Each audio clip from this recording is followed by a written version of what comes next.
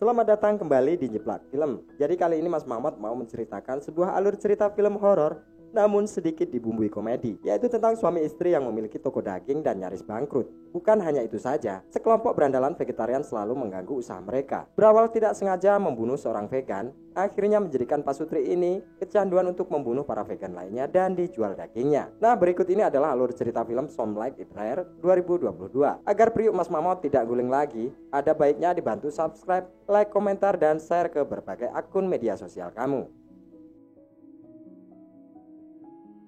Seperti biasanya, Vincent dan istrinya yang bernama Sophie berjualan di toko daging milik mereka.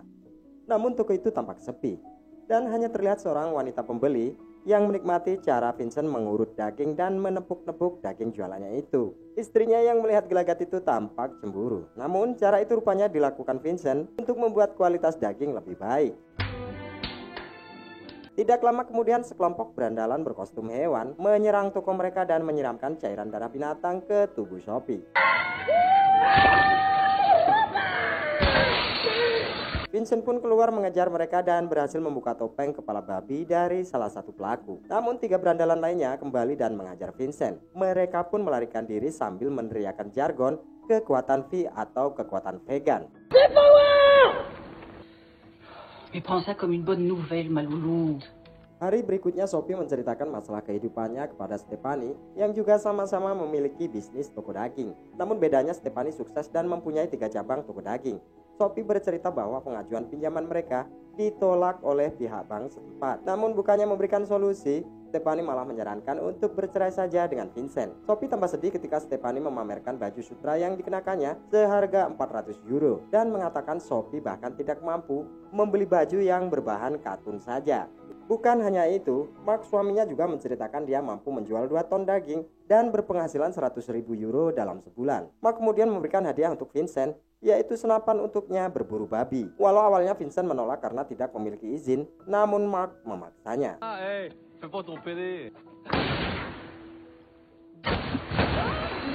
Di perjalanan pulang, Vincent memikirkan Mark yang akan membuka toko keempatnya hanya dengan menjual daging berkualitas buruk. Dan Sophie mengatakan keputusannya sudah bulat, meminta cerai saja. Tidak lama kemudian Vincent melihat pesepeda berambut pirang yang seperti ia kenal. Vincent kemudian menginjak pedal rem secara mendadak. Rupanya pria pesepeda itu adalah seorang vegan berandalan yang berhasil ditangkapnya saat merusak toko. Vincent kemudian memundurkan mobilnya dengan kencang agar pria pirang itu tertabrak mobilnya. Dan benar saja, pesepeda itu mati seketika terlindas dari belakang hingga roda depan. Vincent pun mengatakan itulah akibatnya kalau tidak suka makan daging, karena ia akan lebih kuat jika makan daging. Keduanya pun kebingungan dan Vincent berencana menelpon polisi karena kecelakaan. Namun Sophie mencegahnya karena kondisi mereka yang baru saja minum sirup dan membawa senapan di dalam bagasinya. Sophie memiliki ide seperti yang ia lihat di televisi, yaitu sebuah acara yang membahas para pembunuh berantai. Ia pun menyarankan suaminya untuk meniru Michael Francois, seorang psikopat yang membedah dan memotong-motong korbannya, kemudian membaginya di kantong-kantong sampah seluruh kota. Karena tidak ada solusi lagi, Vincent pun melakukannya. Pria pirang itu kemudian direbahkan di atas meja jagalnya. Walau awalnya tidak tega, namun Vincent cepat beradaptasi dan terlihat seperti sedang mengerjakan pekerjaan rutin memotong daging. Ia pun mulai memotong pergelangan tangan dan kaki. Nah, untuk bagian burungnya, Vincent memberikannya pada anjing peliharaan. Dan karena anjing itu sangat menyukainya, Vincent memberikan lagi bagian telinga.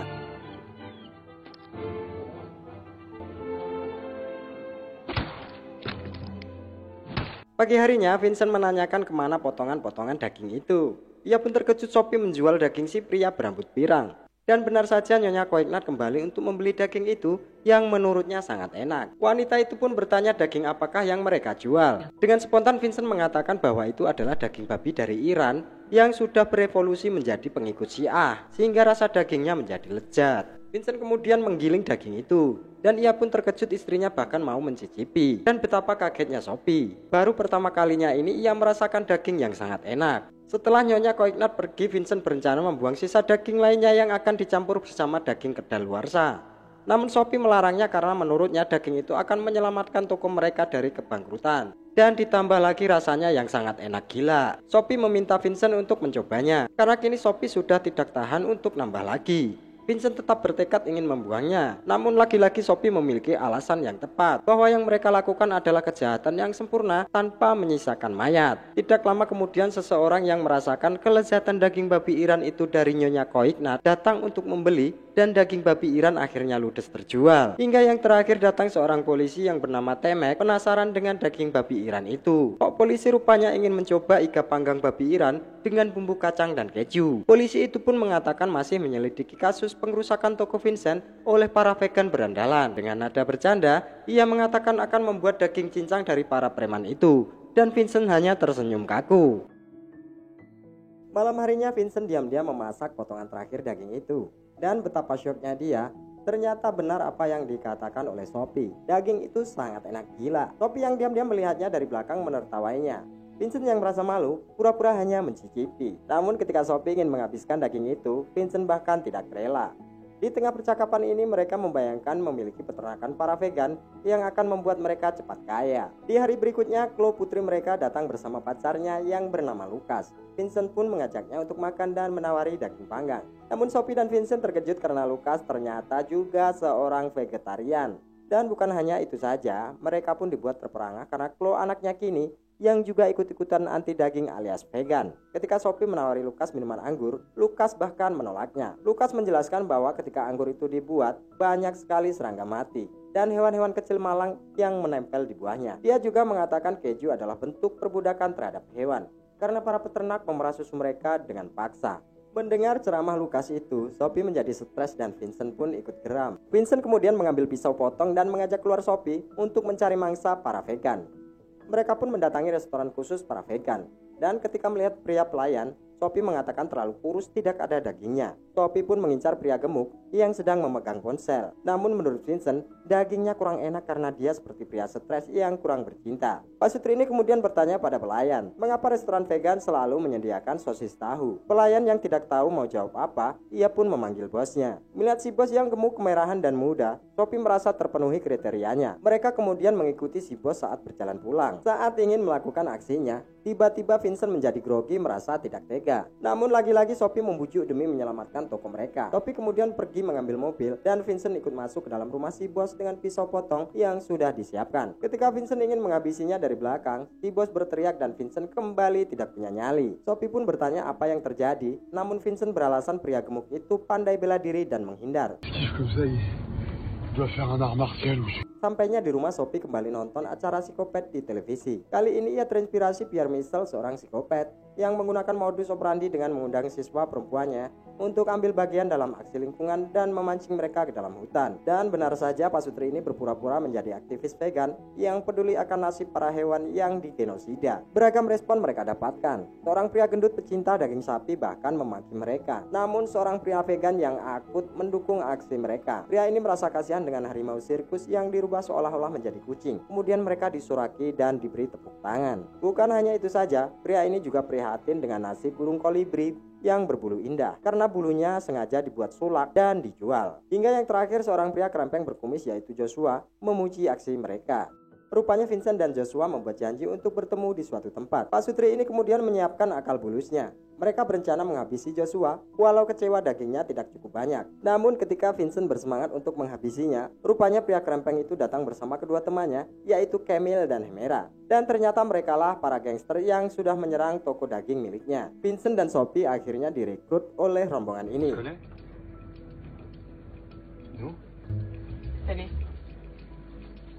Saat turun dari mobil, keduanya terkejut melihat toko yang akan mereka serang adalah milik sahabatnya. Namun mereka tidak punya pilihan. Sophie yang enggan melakukannya, ia memilih tinggal saja untuk berjaga-jaga.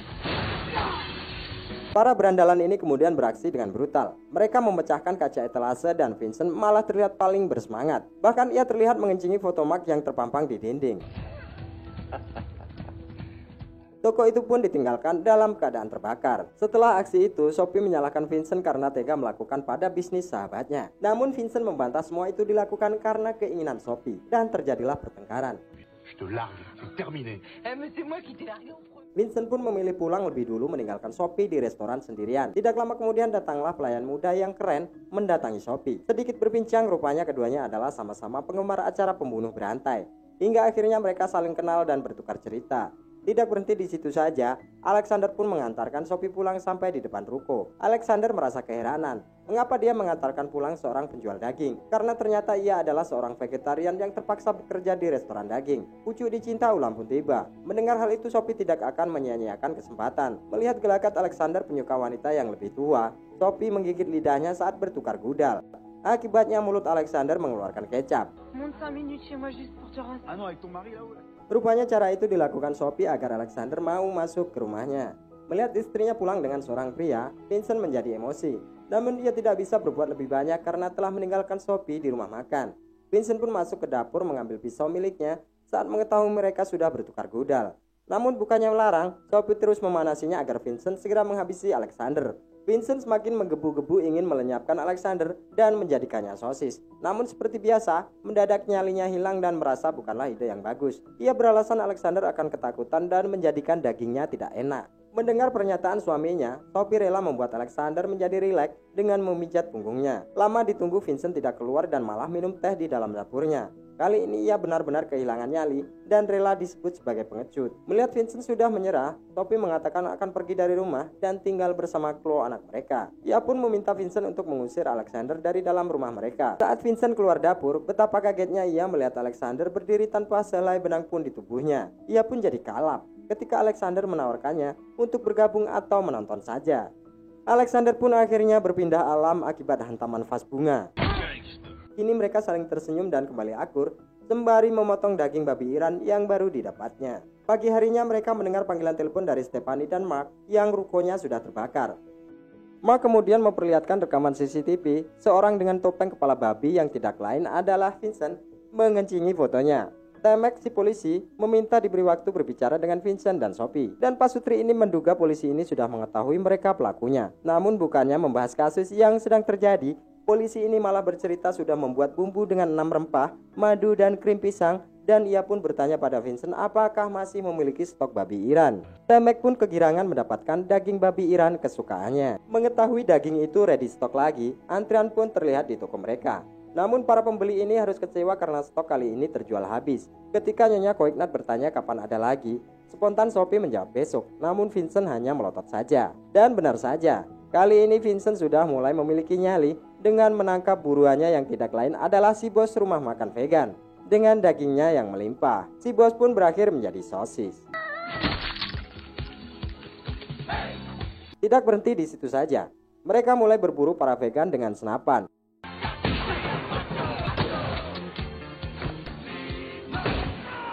Di suatu malam, Sophie berhasil mengundang seorang vegan untuk bergabung dalam aksi kepedulian lingkungan. Seorang pria gemuk yang bernama Winnie nampak senang bertemu dengan mereka. Vincent pun tertawa melihat Winnie yang memiliki daging sangat melimpah. Saking girangnya, ia berulang kali mencubit pipi dan bagian perut Winnie yang terlihat gembul. Sophie pun memintanya berganti topeng. Saat itu pula Vincent mengeluarkan pisau potong, hendak membabatnya dari belakang. Winnie yang mengetahuinya akhirnya kabur lari ke dalam hutan. Vincent dan Sophie ikut mengejarnya. Namun naas bagi Winnie, ia tersungkur jatuh tak bergerak lagi. Keesokan harinya mereka membawakan Mark dan Stephanie daging babi Iran. Mark pun harus mengakui kalau daging itu sangat enak. Namun saat mengunyah, Mark terkejut mendapatkan alat pacu jantung di dalam daging itu. Sophie dan Vincent pun pandai beralasan karena babi Iran itu adalah ras yang langka sehingga perawatannya begitu ekstra. Ketika Mark bertanya siapa peternaknya, Vincent tidak memberitahu karena mereka bersaing dalam bisnis. Mulai dari percakapan ini, kedua orang tersebut akhirnya saling menyombongkan diri. Mark yang tidak mau kalah mengatakan penghasilannya per tahun 900.000 euro sehingga menganggap Vincent bukanlah saingan. Vincent pun ikut mengatakan kalau toko Mark hanya menjual daging berkualitas buruk. Akhirnya kedua orang ini baku hantam sampai terjebur ke dalam kolam.